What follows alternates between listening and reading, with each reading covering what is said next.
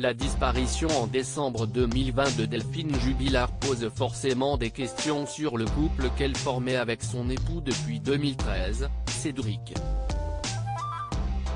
Ce dernier est, depuis le mois de juin 2021, incarcéré dans la maison d'arrêt de Toulouse 16 car il est considéré par la justice comme le suspect numéro 1 dans cette affaire.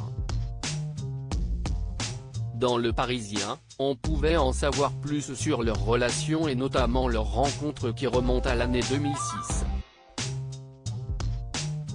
Ils se sont rencontrés dans une soirée d'anniversaire 14 ans plus tôt, à l'âge de 19 ans. Il était son premier homme.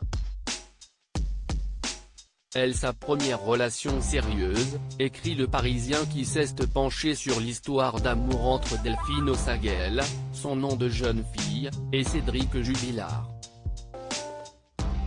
Un amour de jeunesse qui s'est transformé en mariage en juin 2013, suivi par la naissance de leurs 2 enfants, d'abord Louis, né peu après la noce, puis Elia, une petite fille aujourd'hui âgée de 2 ans.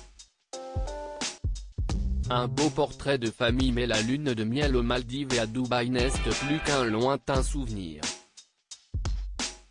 Quelques semaines de vacances en commun, les dernières remontent à l'été 2019 au Cap d'Agde après la naissance de leur fille, ne permettent plus au couple de se maintenir.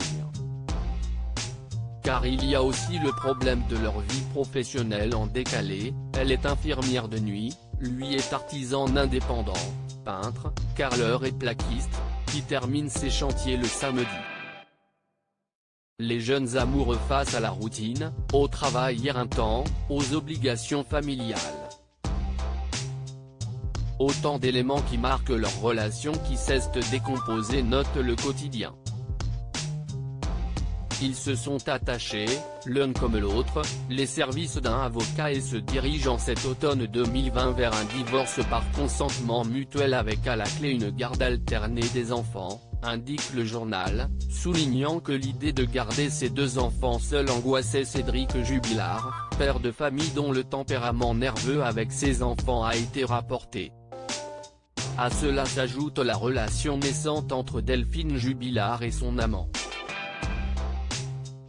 Pas de preuves concrètes et solides pour la défense pour faire de Cédric Jubilard un coupable, si ce n'est de lui coller une étiquette dont il peine à se dépêtrer, multipliant les remarques et attitudes étranges pour un mari sans nouvelles de sa femme depuis plus d'1 an. L'enquête pour retrouver une trace de la jeune femme de Cagnac-les-Mines suit son cours, des analyses sont en laboratoire, des témoignages épluchés et des drones vont sillonner les sols à distance pour trouver un indice.